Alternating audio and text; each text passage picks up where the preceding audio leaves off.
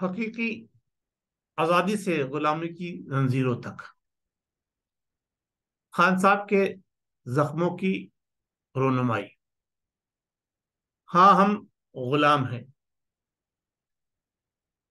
السلام علیکم ناظرین، میں آپ کا میزبان احمد اصغر قریشی اور آپ کے لیے آپ کا پسندیدہ پروگرام لے کر آیا ہوں۔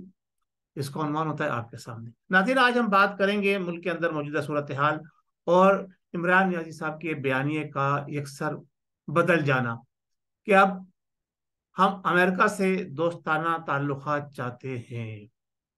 ایک طرف پوری قوم کو انہوں نے ایک پرچہ لہرا کر، خط لہرا کر ایک بیانیہ بنایا، اور ملک کے اندر جو اس وقت افراتفری کی صورتحال ہے وہ آپ کے سامنے ہے۔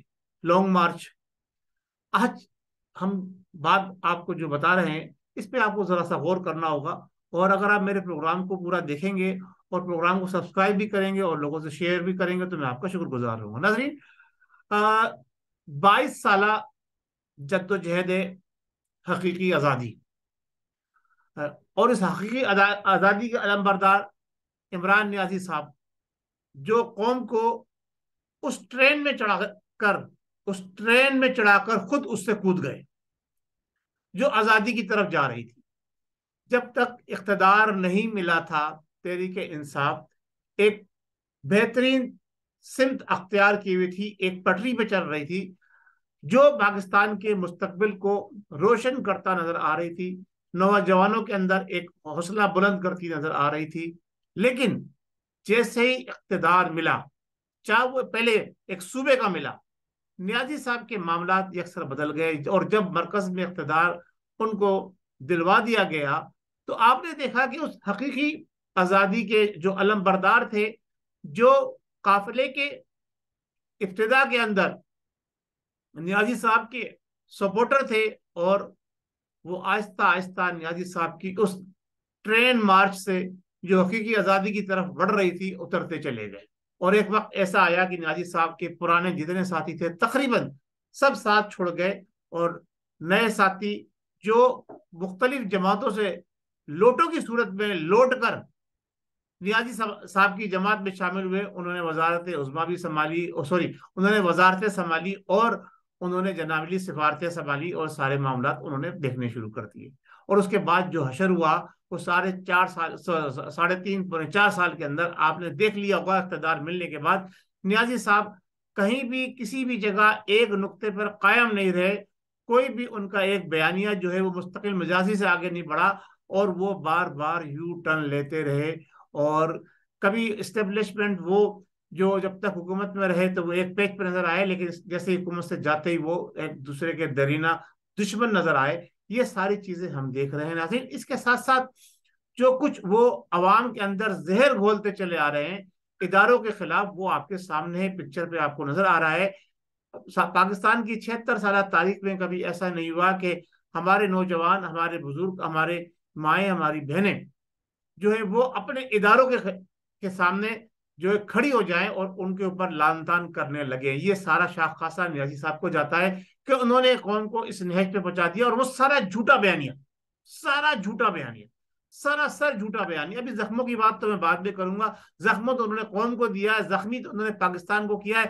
پاکستان کے ہر صوبے، ہر شہر کو انہوں نے اپنے ایسے زخم دیے ہیں کہ جس کی مثال جو ہے ماضی میں تو کبھی نہیں ملی، اور انشاءاللہ مستقبل میں بھی ایسا نہیں ہوگا۔ نیازی صاحب کا وقت قریب ہے، اور انشاءاللہ تبارک و تعالی ہم اس فتنہ عمرانیات سے جلد جان چھٹائیں گے۔ ہم نے بچپن میں پڑھتے تھے عمران ڈائجسٹ، اس میں بڑی سسپینس والی کہانیاں ہوتی تھی، اور نیازی صاحب کی تحریک انصاف اسی طرح سسپینس سے بھری ہوئی ہے۔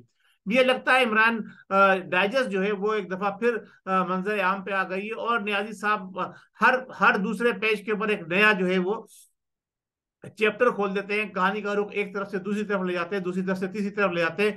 جو اصل مقصد، جو موضوع ہے اس پر کبھی بھی وہ بیٹھ کے بات نہیں کرتے۔ اب نوبت یہ آ گئی کہ نیازی صاحب کو اپنی سچائی بیان کرنے کے لیے اپنے زخموں کی رونمائی کرنی پڑ گئی۔ ناظرین، جو کچھ سوشل میڈیا پہ دیکھا ہے، جس طرح سے ڈاکٹر صاحب نے پٹی کھولی ہے، ذرا سا آپ توجہ فرمائیے گا، وہ ویڈیو بار بار ذرا سا آپ ریوائنڈ کر کے دیکھیں۔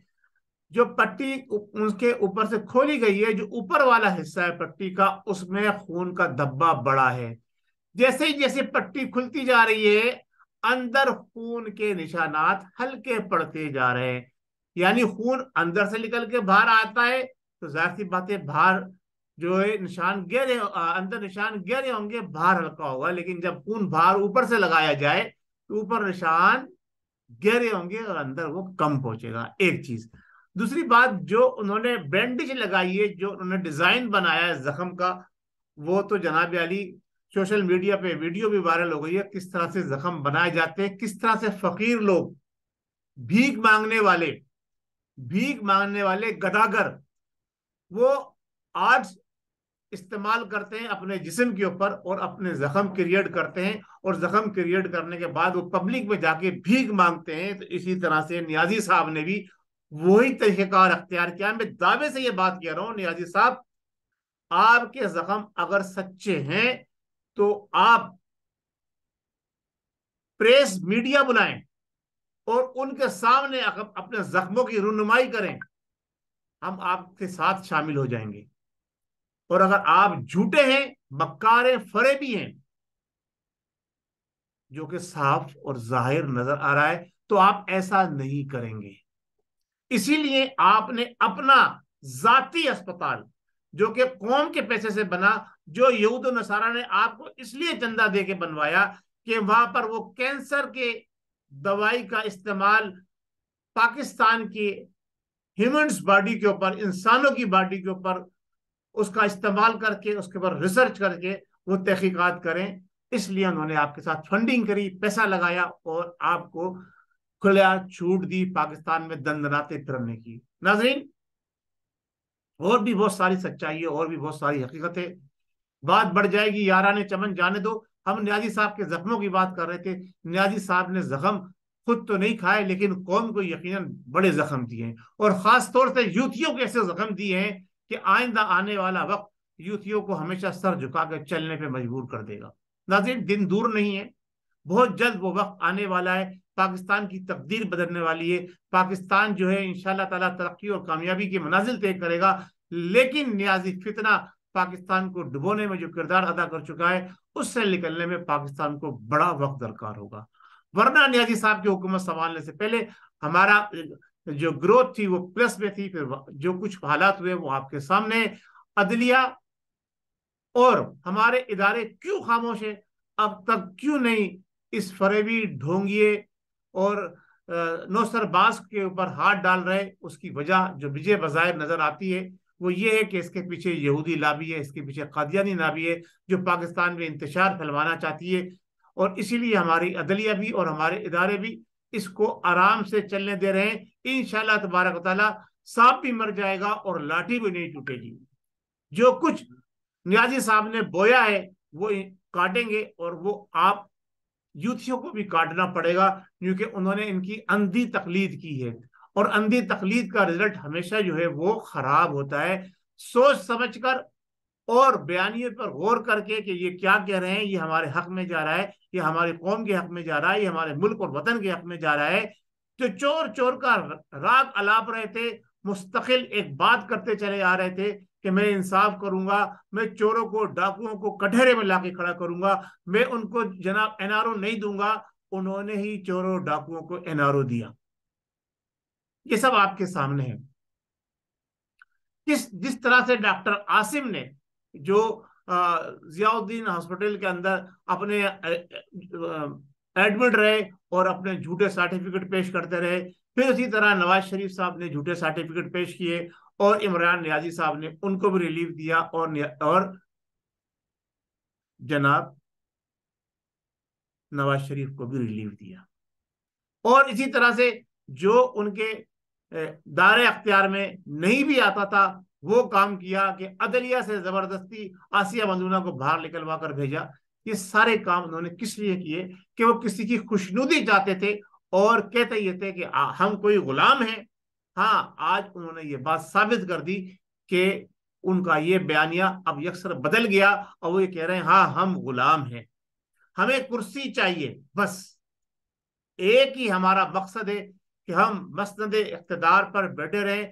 جس طرح سے انہوں نے کرکٹ کو تباہ کیا، برباد کیا، کہ جب کیپٹن شپ ان کو دی گئی. 92 کا ورلڈ کپ کرکٹ ٹیم کی کارکردگی تھی، عمران نیازی صاحب کی کارکردگی نہیں تھی. اگر اس وقت ان کی ٹیم مضبوط نہیں ہوتی تو ورلڈ کپ نہیں ملتا. جس طرح سے آج ان کی ٹیم اگر مضبوط ہوتی، اگر ان کے ساتھی وفادار ہوتے، ان کے ساتھی جناب علی اسپورٹ مین اسپرٹ کا مظاہرہ کرتے ہوئے جو کچھ ماضی میں ہو چکا تھا اس کو دفنا کر ایک اچھی مثال کرتے، سب کو ساتھ لے کے چلتے، ملک کو ترقی اور کامیابی کی طرف لے کے جاتے، تو وہ ان کو 5 سال پورے کرنے کو ملتے.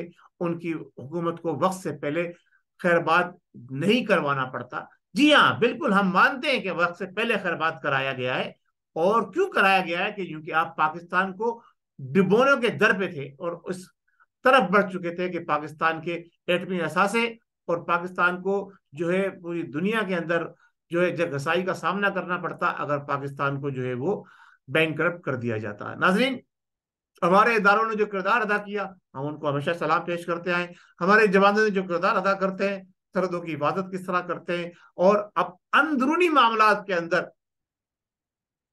اگر وہ اپنے دائرے میں رہتے ہوئے پاکستان کی انٹیلیجنس اداروں کی رپورٹ کے مطابق اگر وہ کام کرتے صحیح معنوں میں، تو یہ ریاضی صاحب 3 سال کیا 2 سال بھی نہیں گزار سکتے تھے. انہوں نے ریاضی صاحب کو ریلیو دیا اور اس کے بعد جو ہوا وہ آپ کے سامنے.